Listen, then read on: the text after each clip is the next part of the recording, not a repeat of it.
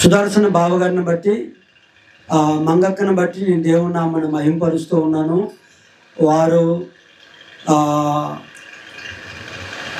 కుమారుడు కండమే కాదు కానీ తన కుమారుడిని పెంచి గొప్పవారిగా చేసి ఈ యొక్క వివాహాన్ని వారు జరిగిస్తూ ఉన్నారు.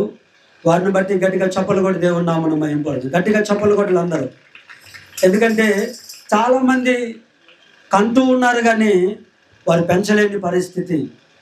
చాలామంది పెంచుతున్నారు కానీ వారు చదివించలేక వారి వివాహం చేయలేక ఎంతోమంది ఫెయిల్ అయిపోయారు. కాబట్టి ప్రభునందు దేవుని బిడ్డలారా, మన తల్లిదండ్రులకు ఎలాంటి వారు కష్టపడుతూ ఉన్నారో మనకు కూడా అలాంటి కష్టాలు వస్తాయి. ఇప్పుడు పెళ్లి కుమార్తె జ్ఞాపకం చేసుకోవాలి. మాకు కూడా పిల్లలు దేవుడు అనుగ్రహిస్తాడు, మేము కూడా వారిని కష్టపడి సంపాదించాలి, చదివించాలని వారు గుర్తించాలి. వారు మేము కూడా పెద్ద అయిన తర్వాత మా పిల్లలకి వివాహం జరిగించాలి అని గుర్తుపెట్టుకోవాలి. కాబట్టి ఎందుకు ఈ విషయాలు చెప్తున్నట్టు, చాలామంది ఈ యొక్క బాధ్యతలు మర్చిపోయి చదవకుండా, మరి ఉద్యోగాలు తెచ్చుకోకుండా, కుటుంబాలు కట్టుకోకుండా చాలామంది వ్యర్థముగా బ్రతుకుతూ ఉన్నారు కదా. పిల్లల కొరకు వారు సంపాదించలేకపోతూ ఉన్నారు, వారి పిల్లల్ని వారు పెంచలేకపోతున్నారు, కుటుంబాలు కట్టుకోలేకపోతూ ఉన్నారు.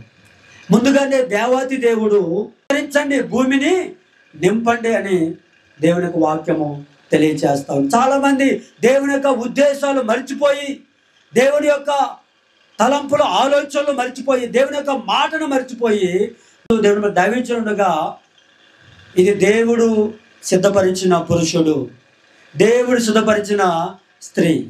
నమ్ముతున్నారా? అలవాట్లేదా? మా మామకి అలవాట్లేదు అనుకుంటా. బైబిల్ది జిప్పు బైబిల్ జిప్పు. అల్లుడు గారు ఒక రిఫరెన్స్ అలవా మామ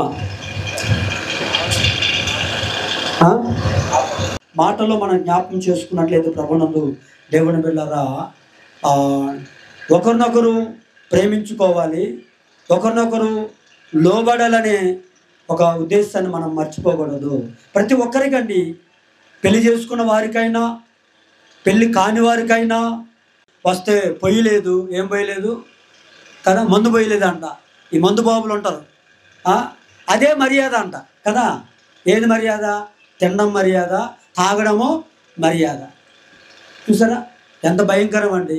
ఇలాంటి ఫిట్టింగ్లు కానీ, ఇలాంటి స్విచ్లు కానీ, బాంబులు కానీ, ఇలాంటి పుల్లలు కానీ వేయొద్దు దయచేసి. వారు ఎక్కడికైనా వారి క్షేమాన్ని మనం కోరుకోవాలి, వారి సుఖాన్ని మనం కోరుకోవాలి, వారి యొక్క ఆశీర్వాదాన్ని కోరుకోవాలి. అంతేగాని ప్రపంచంలో చుట్టాలైన, బంధువులైనా, తల్లిదండ్రులైనా, అత్తమామలైనా ప్రపంచంలో మాకు పొయ్యి లేదు, పెట్టలేదు అలాంటి మాటలు దయచేసి మీరు ఉచ్చరించొద్దు. దయచేసి వారిని ప్రోత్సహించడానికి, వారిని ఆస్వాదించడానికి ఉండాలని, ముందు కొనసాగాలని దైవజనుగా నేను తెలియజేస్తున్నాను.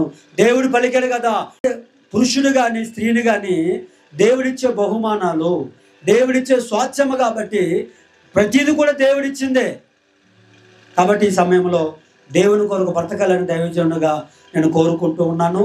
దయచేసి ఇరు వర్గాల పెద్దలు కానివ్వండి, చుట్టాలు కానివ్వండి, తల్లిదండ్రులు కానివ్వండి, జ్ఞాపకం చేసుకోవాలి, దేవుడు జతపరిచిన వారిని మనుషుడు వేరు చేయకూడదు. కొంతమంది తల్లిదండ్రులు ఏమంటారు తెలుసా? అరే మొదట బాగానే ఉంది కదా, మొదట బాగానే ఉంది, ఇప్పుడేందిరా ఇట్లా తయారైంది, వామ్మో చాలా డేంజర్ అంటారు కదా. దయచేసి అలాంటి తల్లిదండ్రులైనా, అత్తమామలైనా, చుట్టాలైన, బంధువులైనా ఆ పదాలు వాడకూడదు, ఆ పదాలు వాడకూడదు. ఎవరు కూడా అవి కుటుంబాన్ని విడదీసే మాటలు. నేను వారిద్దరికీ కోరుకునేది ఏంటంటే, ఏ ఒక్కరి మాట కూడా వినకూడదు. దేవుడు జతపరిచిన వారిని మనుషుడు వేరు చేయకూడదు. దేవుడే వారి తల్లిదండ్రులైనా తిట్టకూడదు, తల్లిదండ్రులైన అత్తమామలైనా వారిని దూషించకూడదు, శపించకూడదు. ఏమైనా పొరపాటు చేసినా ప్రార్థన చేయాలి, దేవునికి అప్పగించాలి తప్ప నువ్వు అలాంటి దాన్ని వినని దానివని ఆ తల్లిదండ్రులు అనకూడదు, అత్తమామ అనకూడదు. మీరు కూడా మీ అత్తమామలు, మీ తల్లిదండ్రులని అనకూడదు. అది దేవుని వాక్యానుసారమైనది కాదు. మనం ఏమన్నా చెప్పండి, దేవుడిలాగా మీరు ఫలించండి, అభివృద్ధి పొందండి, విస్తరించండి, ఆ భూమిని నింపండి, మీరు పరిపాలించండి, మీరు ఏలండి అని మనం చెప్పాలి తప్ప, అట్టి అధికారంతో ఆశీర్వాదంతో నింపాలి తప్ప ప్రభువురా వారిని విడదీయడానికి, దూషించడానికి, శపించడానికి మనకి అధికారం, హక్కు లేదు. కాబట్టి చూడండి ప్రభువురా, మీరు వివాహం చేసుకుంటున్నారు, సేవకులు పిలిచారు. ఎందుకు? మీ పెళ్లి కొరకు పిలుచుకున్నారా? సంఘాన్ని, ఆత్మీయులు పిలుచుకున్నారు, సంఘాన్ని పిలిచారు. ఇట్లా ఎంత గ్రాండ్గా చేశారు. ఈ పెళ్లితో ముగించకూడదు, మీరు ఈ పెళ్లితో ఆగిపోకూడదు. ఈ ప్రేమ, ఆసక్తి ఎప్పుడు కూడా సేవకులు మీరు పిలుచుకుందురుగాక, ఎప్పుడు కూడా ఆత్మీయుల సంఘాన్ని మీరు పిలుచుకుందురుగాక, ఇలాంటి కూడికల సభలు మీరు ఏర్పాటు చేసుకుందురుగాక. అప్పుడు రోజు పెళ్ళే మీకు కదా, రోజు సంతోషమే. మీరు దేవుని మర్చిపోవడం, సంఘాన్ని మర్చిపోవడం కదా. ఈ ఒక్కరోజే సేవకులు పిల్లి గ్రాండ్గా ఏర్పాటు చేసుకొని ముగించారనుకో, ఈ ఒక్కరోజే 2 రోజులు 3 రోజులు మొత్తటే మీ పెళ్ళి. తర్వాత డిషుం సినిమాలాగా తయారైపోతుంది. 3 గంటలే. కాబట్టి దయచేసి అట్లా ఉండకుండా ఇప్పుడు ఎట్లా మీరు ప్రేమించి అందరిని పిలిపించుకున్నారో, ప్రతిసారి కూడా దేవుడు మేలు చేసినప్పుడల్లా కూడా దేవుని జ్ఞాపకం చేసుకొని, సేవకుల జ్ఞాపకం చేసుకొని, సంఘాన్ని జ్ఞాపకం చేసుకొని, నిజంగా మీరు ఉండగలిగితే, మీరు జీవించగలిగితే కానా వివాహములు జరిగిన అద్భుతాలు మీ కుటుంబంలో జరుగుతాయి. ఆమేన్, హల్లెలూయా. జరుగునుగాక.